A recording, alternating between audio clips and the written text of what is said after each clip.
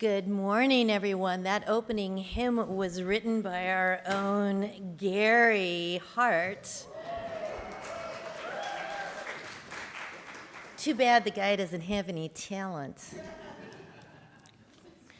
Good morning and welcome to Pacific Unitarian Church on this lovely day.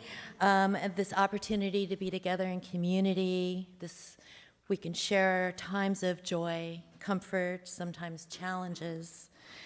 This wonderful congregation is a place where we can come to learn more about our own humanity and what it is like to be human with each other.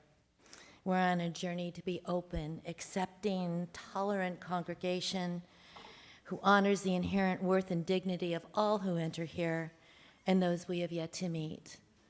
And in that name, we honor the Tongva people on whose land we get to stand and sit today. We've come here to learn about being more in relation with each other, with our souls, with our spirit, and with our communities. If you are a first-time visitor, we welcome you and invite you to stay for lunch on us. Your children are most welcome to join in the moment for all ages early on in the service and follow the rest of the children out for religious education. Your younger kiddos can attend childcare, which begins prior to the service. And we have some announcements. Today, in this very room, the chamber music concert will begin at 3 o'clock. It goes from 3 to 5 o'clock. Also, there is, the Peace Vigil. Every Thursday, 5 p.m., on the corner of Madrona and Torrance Boulevard. And if you're thinking which corner, I believe it is the corner where you will see Barbara holding up a sign. And if she's not there holding up a sign all by herself, thank you for attending.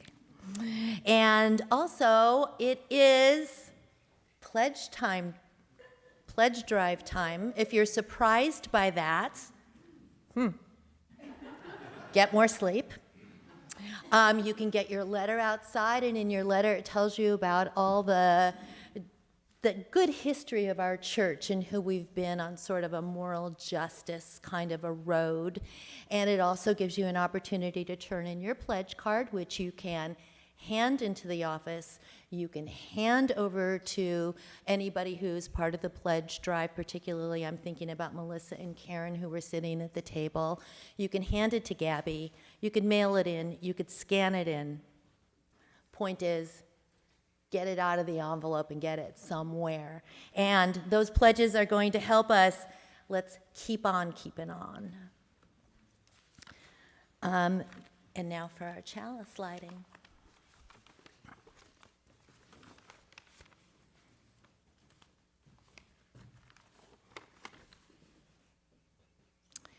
The flame of our chalice is a symbol of the warmth and brightness of our connections.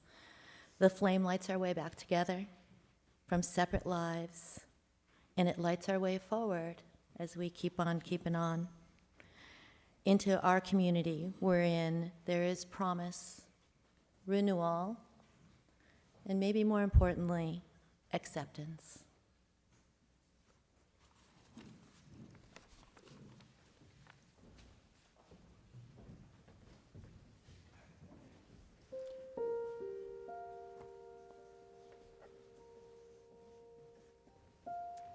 Good morning, everyone. It's lovely to see you all here, and especially to have all of our owl kids with us this morning. I think you all had a sleepover from Friday night, right? So are we awake this Sunday morning yet? It's a little, okay. Still recovering.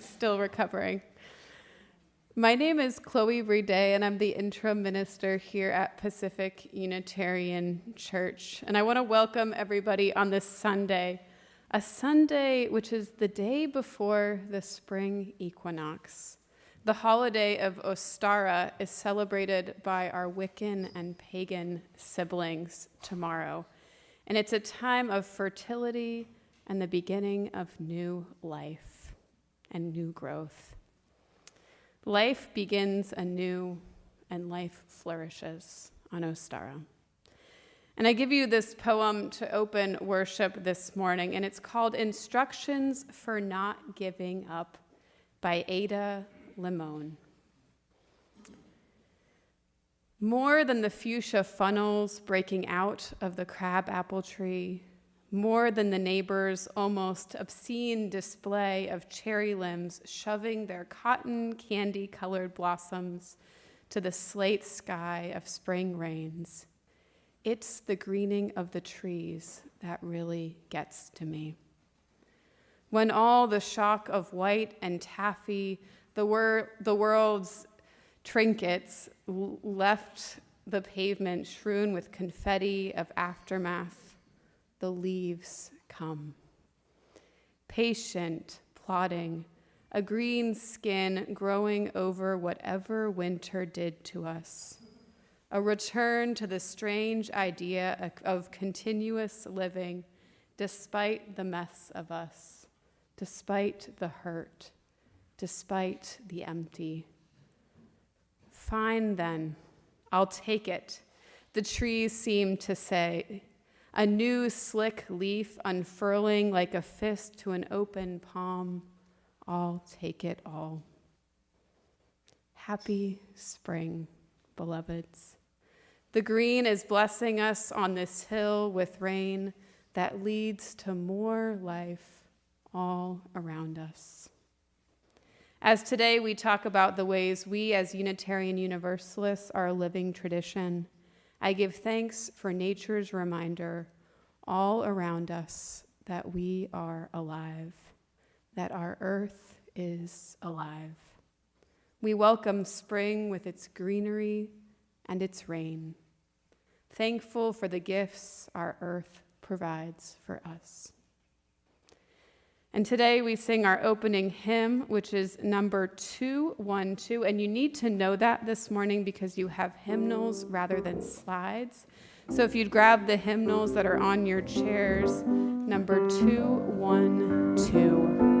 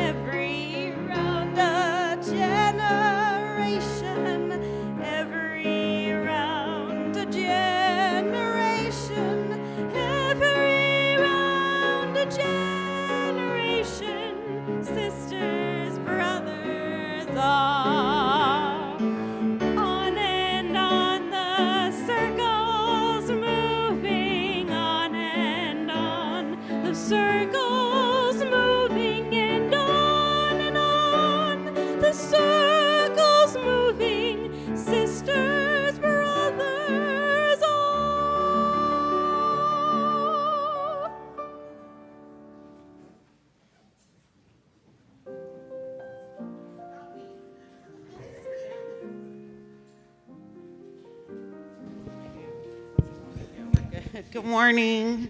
Hi, everybody. I'm Jewel. I'm the Multicultural Outreach and Education Director here at PUC. And today we are doing the final presentation of our Whole Lives program.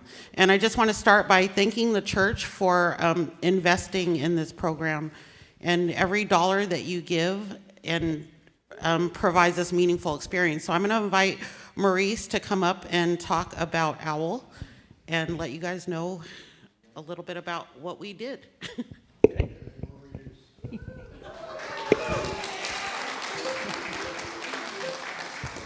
Good morning, PUC. How is everybody?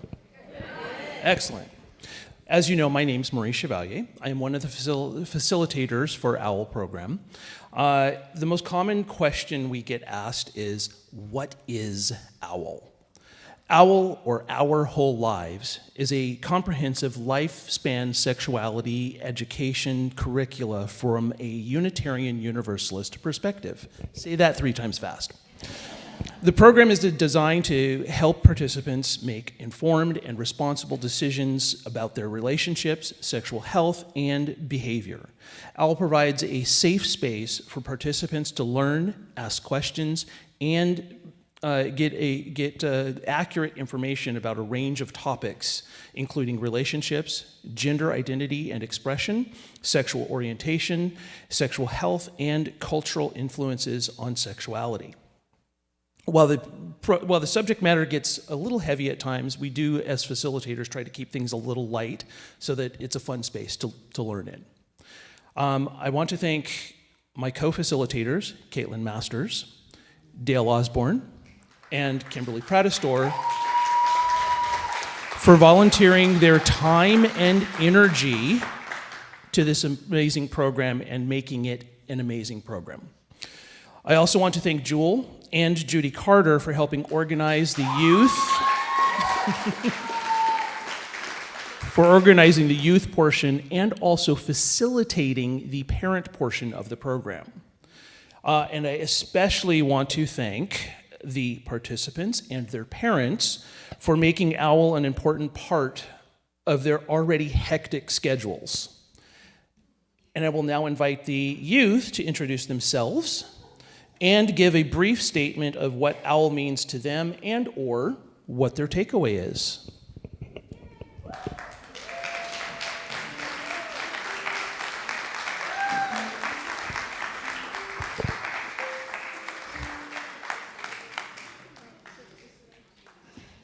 So this box right here is our question box, and after every lesson, we used to drop our questions there, and they would be answered by Maurice or the other teachers. And what OWL means to me is I developed much more closer bonds with people that I've already known and made friends with people that I just met. And I experienced new things and asked questions. And one of the most meaningful activities to me was one of the first activities we did.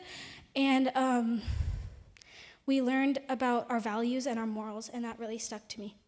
So, Rhiannon.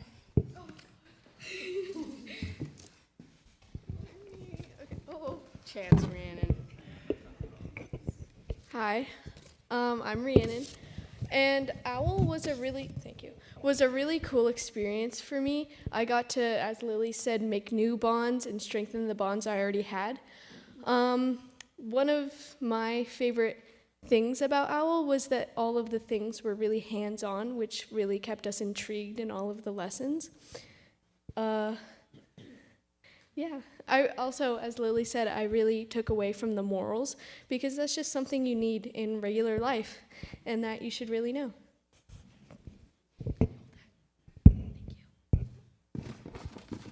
ASMR.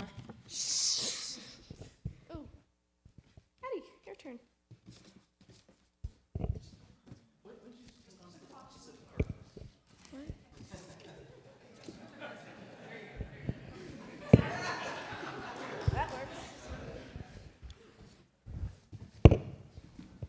Hello. I thought OWL was very informational, and I thought it was a good program. And the teachers explained everything very well. And overall, I thought it was just a good program.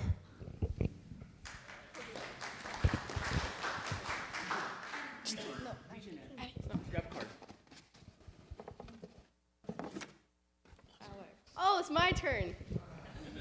It's my turn, guys. Okay. Okay. Okay, so yeah, OWL's great. It was cool to get better bonds and like make new bonds. So that was really cool. And it's also like a lot and learn a lot of really good, cool information and stuff. And a lot of the hands-on activities were really helpful because it was like a good visualization of like how it works, of like it's like a visualization of like what we're learning. Yeah, I hope that made sense. Okay. 10 out of 10 would recommend. Okay. Greg, where? There. My name's Greg. What I liked, how I got to learn about different genders and how people express themselves. Also, my brother's sick. He's out sick, but he wanted me to say that the information he learned from this program will help him navigate the world.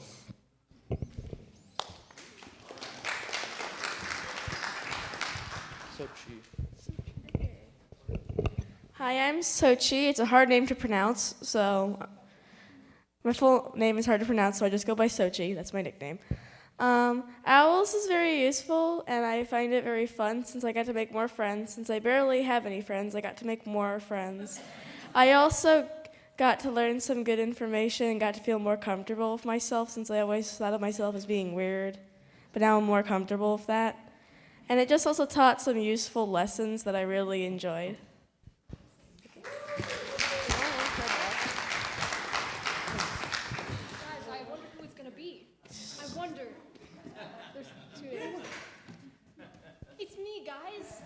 Wow. Guys, they really saved the best for last. Anyways, hi guys, my name is Kevin. My pronouns fluctuate because I'm very indecisive. Today is an any day, so use whatever you feel fit. Anyway, I made a painting for Al. I made it last night. I couldn't fit the lives at the bottom, so it just says lives are whole. It's fine. I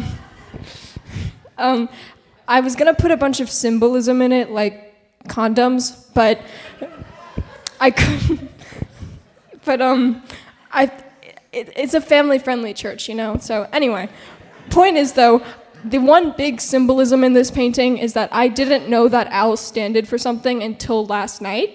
I just thought it was owl. So here we go, an owl. Anyways, on to the professional part. I definitely learned a lot from Owl. I'm gonna be honest, I already knew a lot, or I thought I knew a lot, because I came from a very, very good family. But something that I did learn from Owl is how to tolerate people, because... Why are you looking at me? Anyway, but yeah, I did have a really nice time, and I liked getting to connect with all these cool, awesome other teenagers. I'm improvising this whole thing. I didn't make a speech, I just made a painting and hope that spoke enough. So yeah. One more name. Okay, let me pull something. Oh my gosh, guys. Wait, guys, I think I hear something. Is that Gavin? Gavin's voice? Who isn't here because he's on vacation? My favorite thing about Owl was being with my friends, seeing John, and learning about sex. Thank you guys for listening. That was Owl. Please have your kids go to the next year or whenever the next Owl is. Yay! When they're old enough. Okay. Stay there. Yeah. Okay. So thank you guys. We are gonna pass out our gifts and thank yous. Maurice, and I'm gonna give these to the kids. I think this was Lily and Rhiannon's job. So thank you, Maurice.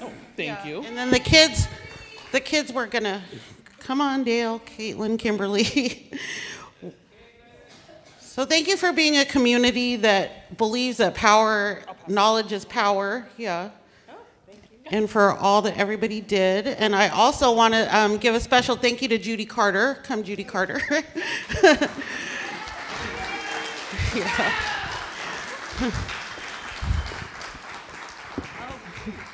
Thank you, honey. Thank you guys so much for all of your hard work and for everything that everybody did. And the kids are gonna exit. Oh, thank you. Oh.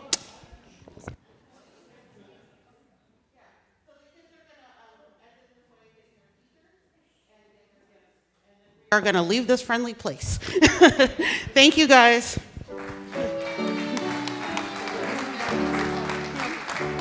No, they're all the same.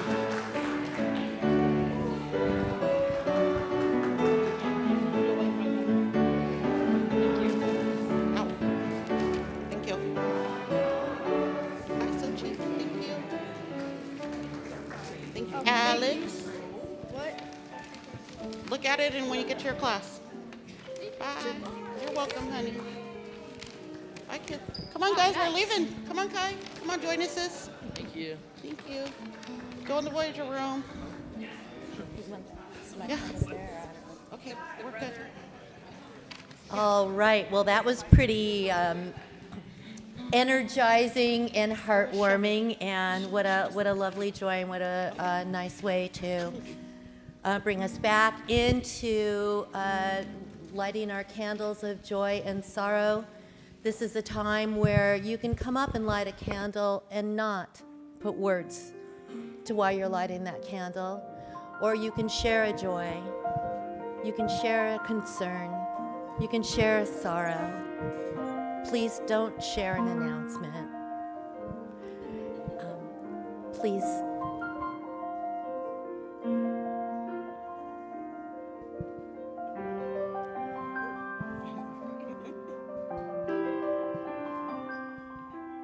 I'd just like to say I'm so grateful for doing OWL, and the kids were fantastic, and I had the best group of co-facilitators ever, and it was such a great experience. So more people should get trained, and kids could do it and should do it, but yes. These past few weeks have been very special because we have had a wonderful, wonderful birthday. Marvel Burke on March 2nd was 103 years old.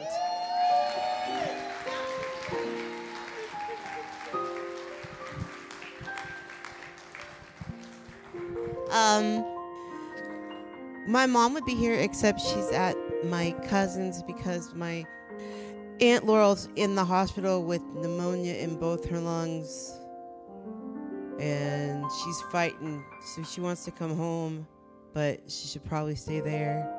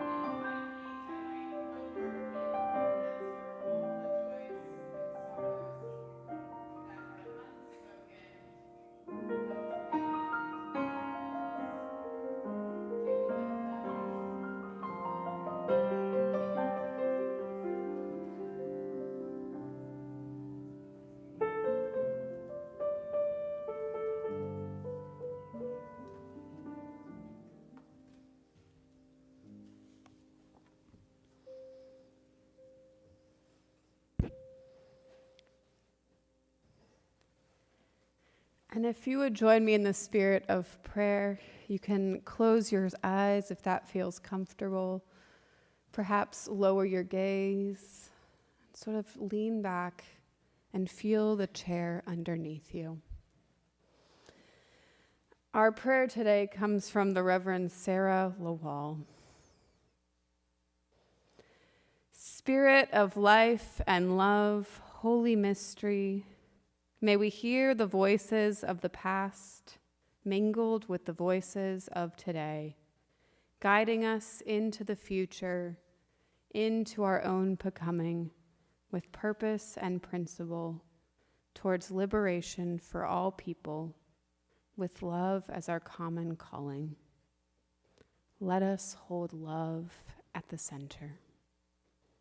May we continue to cherish the earth with humility and reverence, honoring our place in the interdependent web. Let us hold love at the center. May we celebrate all sacred things, diverse in culture and theology, learning from one another and embracing difference in our search for truth and meaning. Let us hold love at the center. May we keep reaching for belovedness, for diverse multicultural community, for the collective thriving of all people, where all voices are heard, as we work to dismantle racism and all forms of systematic oppression. Let us hold love at the center. May we welcome transformation, seeking spiritual growth, adapting to our changing world, evolving in this living tradition, never complete, never perfect. Let us hold love at the center. May we cultivate a spirit of generosity, of gratitude and hope, freely and compassionately sharing our faith, our presence, our resources, centering connection and relationships of humility. Let us hold love at the center. May we always declare that every person has the right to flourish with inherent worth and dignity. May we recommit to one another with our time, wisdom, attention, money, to build and sustain fully accessible and inclusive communities. Let us hold love at the center. Let us keep love at the center. Now and always, may it be so. Amen.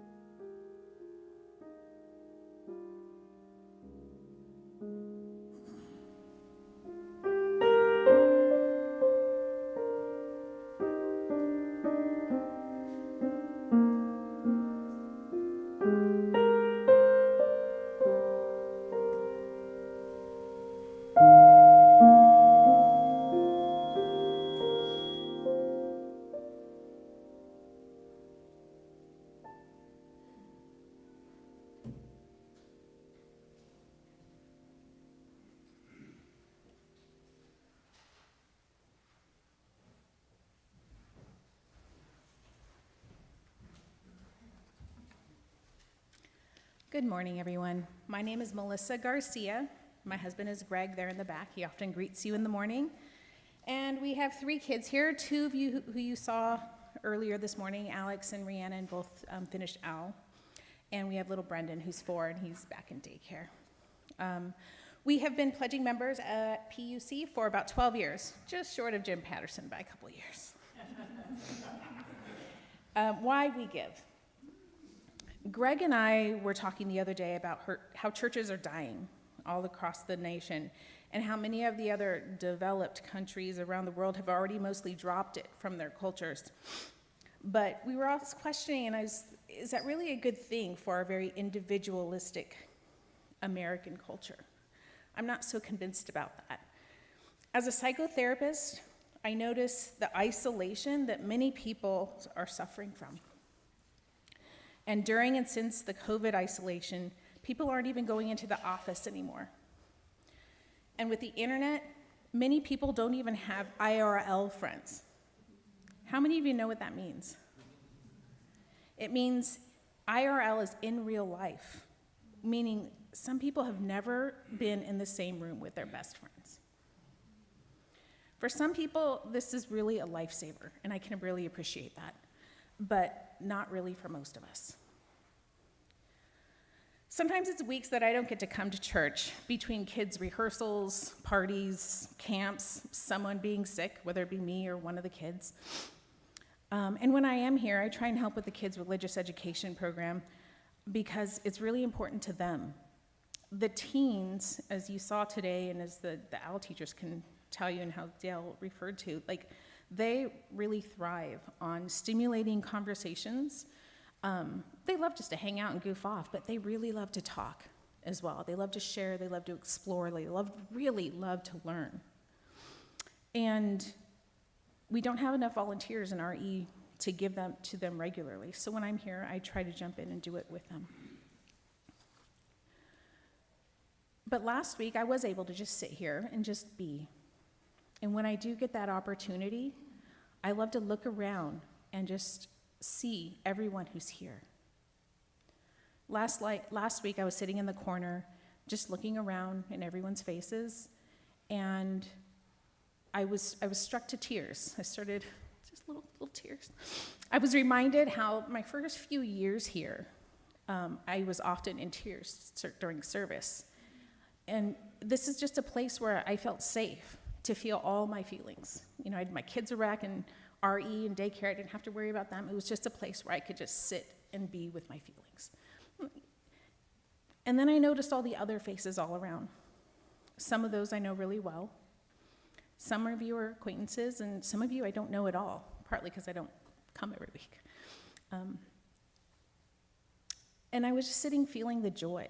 Some of those the tears I felt last week were just joy, sitting here and being with all of you. And some guilt for not reaching out to those of you who I haven't talked to in a while, but mostly just joy.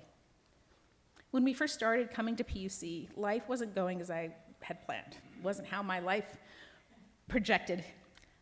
Greg, at that time, it was during that recession time, and Greg kept losing his job each year. Finances were tough. I had 2 little babies. I was working 4 to 6 hours a week, enough to continue building my career and my skills, but not really enough to help much at home. And one night I was lying in bed, as I often did at that time, not able to sleep, with Greg snoring next to me. He's tables have turned. I will admit. But I was feeling I was feeling angry and annoyed and frustrated. I got up and I journaled and I cried and I journaled and I cried. What was missing? Why was life so hard right now?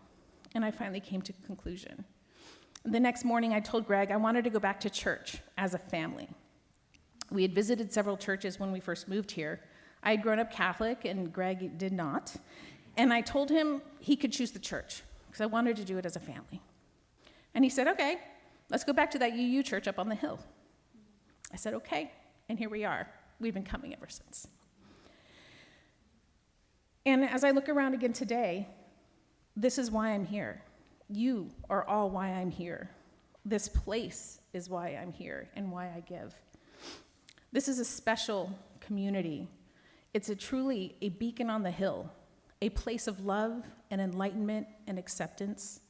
Where would we all be as individuals and as a community, if this beautiful place with all these beautiful people overlooking this beautiful ravine wasn't here. A few years ago, many of you remember the idea of selling this property came up to solve our financial problems at the time. It was a really tough time. And now as I look around at these kids who just completed OWL, what a special gift this program is. That's my sorrow, actually, for today, is that I wasn't able to teach this time around. I did the last round, and it was really amazing. It's so fun to sit with those kids. I had the privilege to teach out, blah, blah, blah. And now my 2 teens have just completed it, and I got to go through it as a parent this time, which was really another special experience, getting to know all the different parents and talking about these things. Where else are you going to get that? This community nurtures some really amazing future adults. Alex was telling someone at school about her church obligation this week because she is exhausted. But that it was really important to her. No, I can't miss church. And she told her friend how much she loved church and how she loved this community. And she invited them to PUC. She's going out there and inviting people in. I mean, that says a whole lot right there. So why else do I give? Well, my parents are givers, and we're always involved in the church and all of our activities. So it was modeled for me. But more than that, I have learned that in life, you get out what you put in. Cliche as it is so true. The more involved you are in a place or an activity, the more fulfillment you feel in that place and in your own life. That really kind of struck me when I was in my 20s and getting involved in friends' weddings. You know, you go to some weddings and you're involved in some weddings and the ones that you're involved in, they're just more fun. So life is more fun. The more you get involved and the more you give, it's more fun. And we all need a purpose. So I volunteer. I do what I can to contribute my gifts and talents where I can. And we give financially, and it's not as much as I wish we could, but we do what we can. But when I win the lottery, PUC's on the top of my list. There is an energetic exchange as well that happens when you pay for goods and services. We always value things more when there's a financial or other kind of buy-in. And here's my tough love, some pragmatism. I used to manage a program at a nonprofit organization. And so for those of you that have had that opportunity and had eyes on any of the finances of the nonprofit or any large budget of any kind, you may get it a little bit more. Money is always an ongoing issue. There's no way around it. Volunteers are always an ongoing issue. There's no way around it. It's not going away, it's just the way it is. Well, until I win the lottery. But if you want something from PUC, you have to give to PUC.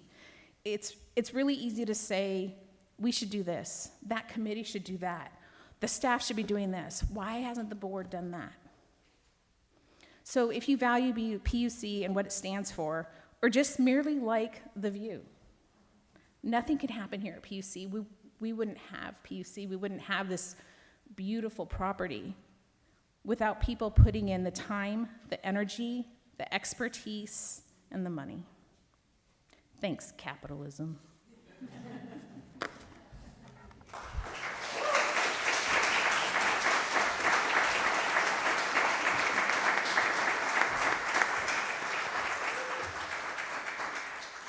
And if you need a reminder, here's Melissa with this sign. So once you've turned in your pledge card, you get to put up your little arrow on our sign here.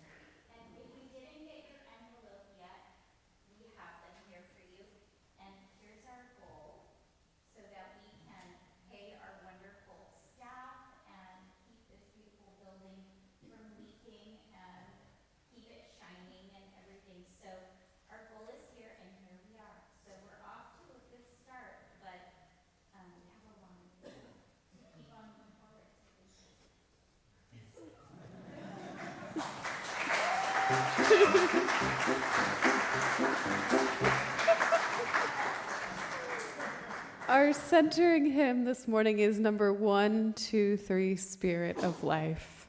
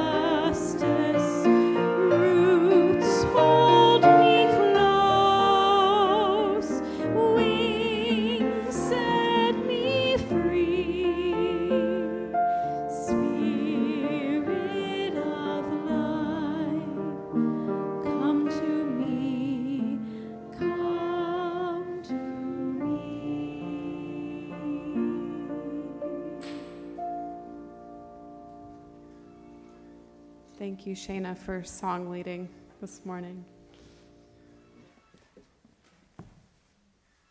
We are a living tradition. You'll see this proclaimed in literature on Unitarian Universalism and even used in naming. And in fact, you have it with you right here this morning. When you held your hymnals this morning, it's called Singing the Living Tradition. Books about UUism sometimes have this phrase in their title, living tradition, or filling their text. Religious education curricula leans on this phrase a lot, almost as a synonym for Unitarian Universalism. Instead of saying UUism, they'll say, for example, our living tradition. Even one of our association, the Unitarian Universalist Association's biggest worship services of the year is called the Service of the Living Tradition, a service that honors clergy and music directors and religious educators and their achievements over the last year, along with grieving the people we have lost in our denomination. It's a larger-than-life service of celebration.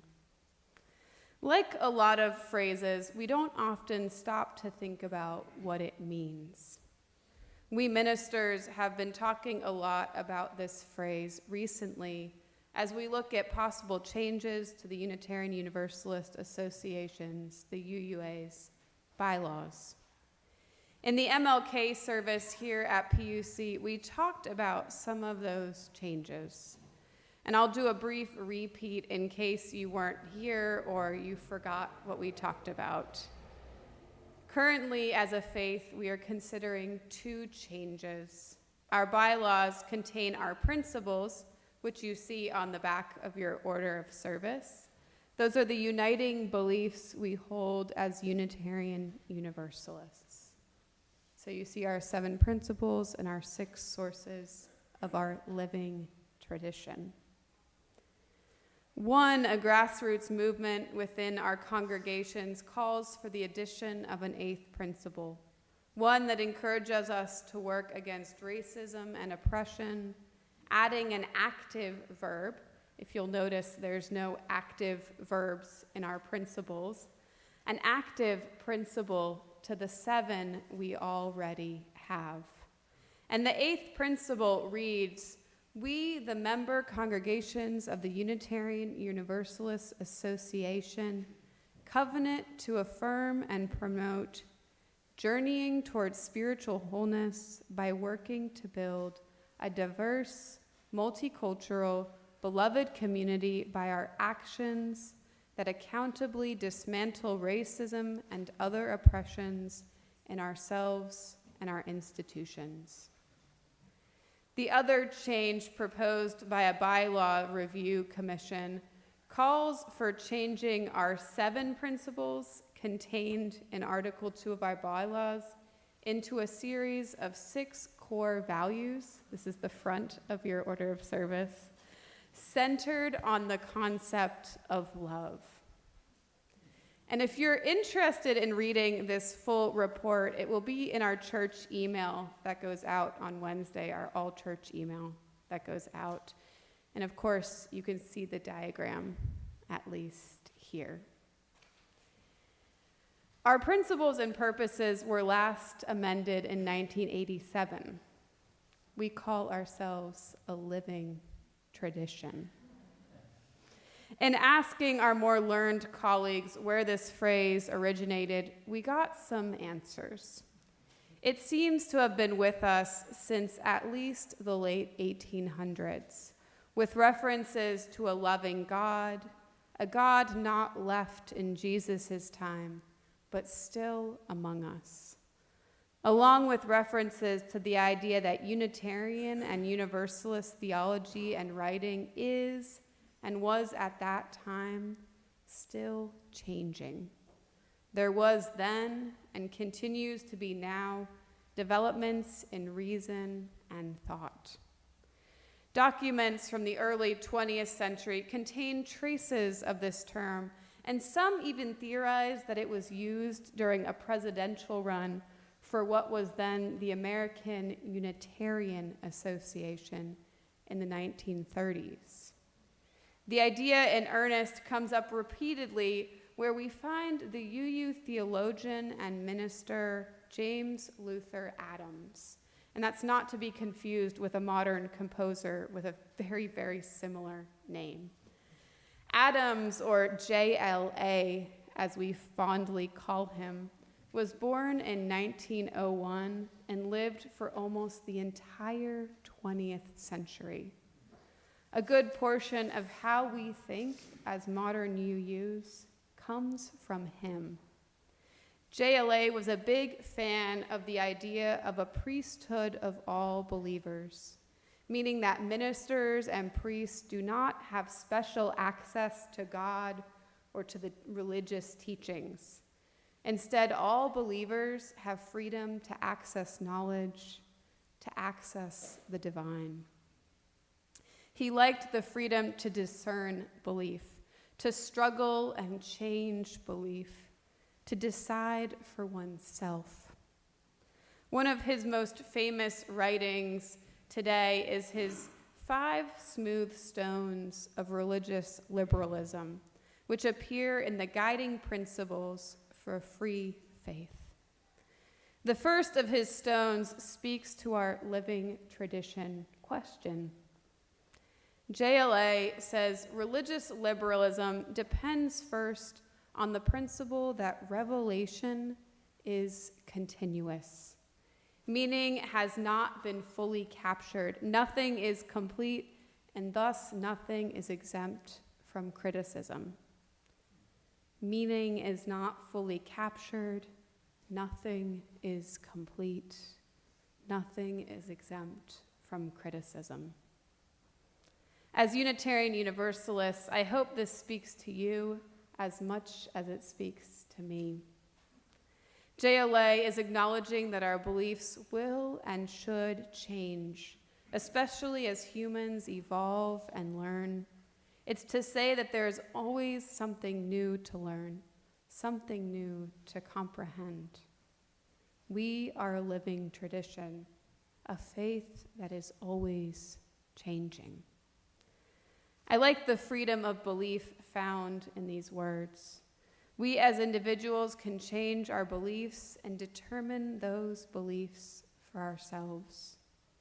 We also can take into account the changing world around us. We can allow our views to change as we discover new things about ourselves and our world. In particular, I like that my faith is willing to change with science. For example, the recent launch of the James Webb Space Telescope has shown us direct images of exoplanets, a planet orbiting another star, a star that's not our sun. It's amazing to think about planets beyond our solar system, which was something that wasn't confirmed until the 1990s. Though, as a fun aside, just so you know, we've had evidence of exoplanets since 1917, but scientists at this time, like Edwin Hubble, they didn't even know what they were looking at. So it was in the pictures, but they didn't even know that that's what they were looking at. Imagine how much we may not know still, how much we haven't seen yet. What will these discoveries, made only in the last year, tell us about ourselves and our universe, about the possibility of other life beyond our Earth, perhaps? Projects like the Sloan Digital Sky Survey, which systematically has scanned the entire night sky since 2000, has so much data, scientists may be working their way through it for decades and decades to come. There is still so much we don't know. Revelation, whatever that means to you, is still continuous. We are a living tradition. This idea has been a fundamental part of our faith since the beginning. It's a fundamental part of liberal religious thought. Our faith can change. Our beliefs and where and how we find meaning can change. In the coming months, Pacific Unitarian's multicultural transformation team will most likely ask the conversation to engage in a discussion about the eighth principle. If you happen to be at the workshop with Dr. Paula Cole-Jones a couple weeks ago, she talked to us about her own progress on the eighth principle. She's gotten over 200 congregations to pass votes in support of it. At General Assembly this year, we'll also be asked to begin our discussions of the proposed changes to our principles, to start talking about this little diagram you see on the front. These discussions are related and both important, both the eighth principle and this. Change is hard. There's a reason we as humans often push back against changes in our beliefs or even to the status quo. Change can be uncomfortable. Some of you may be content with how our current principles are or how things are, and that's okay. It's okay if you like these 7 principles. I challenge you, though, to engage in the discussion despite how content you might be with them, despite any discomfort you might feel with changing them. A UU hymn I like eloquently says, "To question truly is an answer." I like how this speaks to our living tradition, a tradition that encourages us to question, to take seriously our belief that our tradition can and should change if needed, to criticize and explore, to go against the status quo, and to consider how we might make things better. Our faith calls us to that work. Our faith calls us to that questioning and to that discussion. The newly proposed core values, again, this thing. One of them that you'll see on the front of your order of service is pluralism. The description for that one reads, "We celebrate that we are all sacred beings, diverse in culture, experience, and theology. We covenant to learn from one another in our free and responsible search for truth and meaning. We embrace our differences and commonalities with love, curiosity, and respect. Our free search for truth and meaning. We are a living tradition, a tradition that believes that revelation continues, that change continues. May it be so. Amen."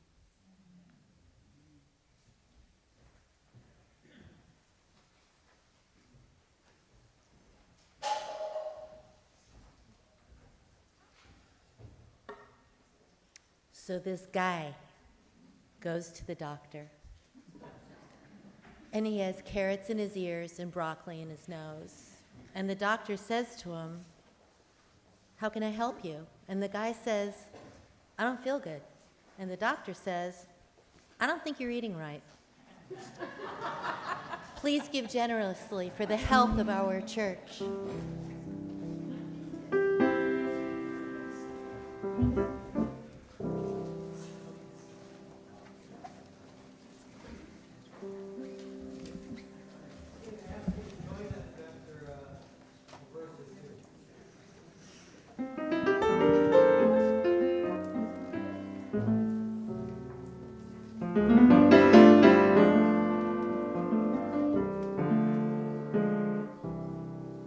We're gonna keep on moving forward. We're gonna keep on moving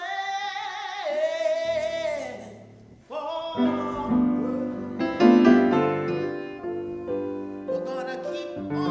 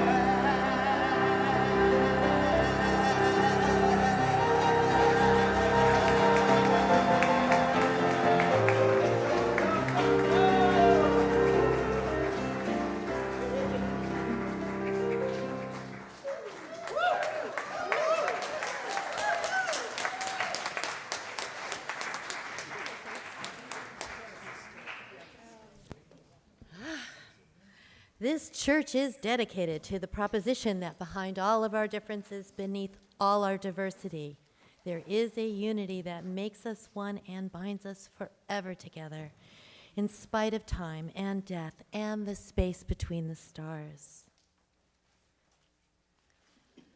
We pause in silent witness to that unity. May the blessing of love be upon you. May love's peace abide with you. May love's presence illuminate your hearts now and forevermore. So be it. Amen. Shalom. Salam. Namaste. And blessed be. And now our service truly begins.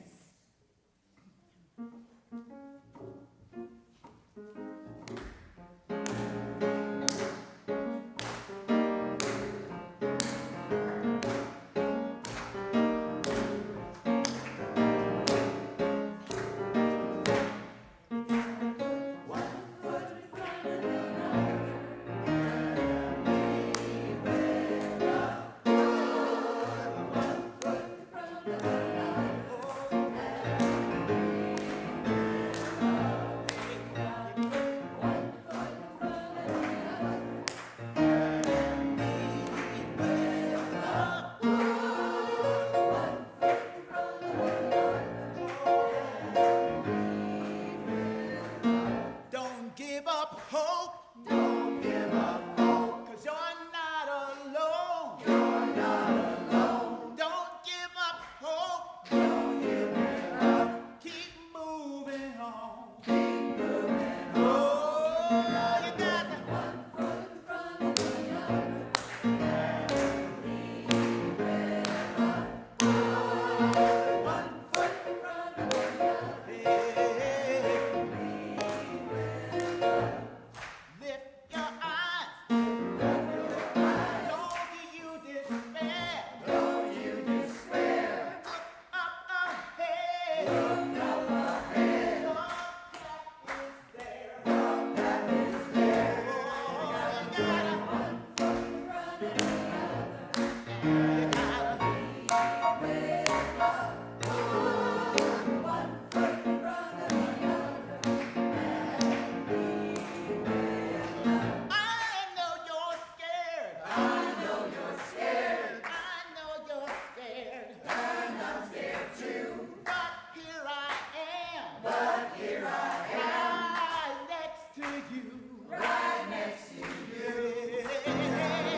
One foot in front of the other. And you gotta lead with love. One foot in front of the other. And you gotta lead with love. You gotta put one foot in front of the other. And lead with love. One foot in front of the other. And lead with love. One foot with love. One foot. Lead with love. Lead away with love. Lead with love. Lead with love.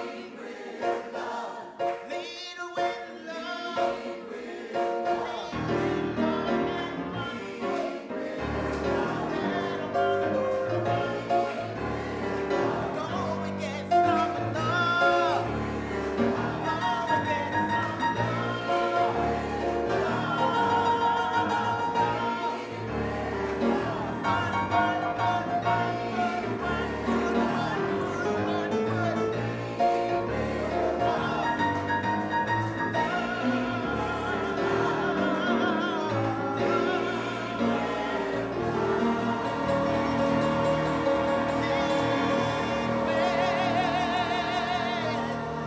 lead with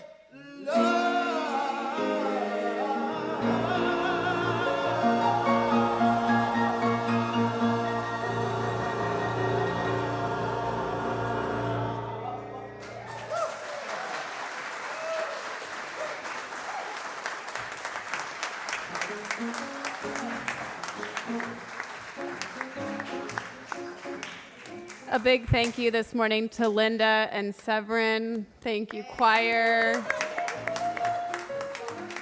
And my final thank you today is one of our hidden volunteers. Naresh has been in the back doing our filming and our broadcasting and everything else this morning. So thank you, Naresh.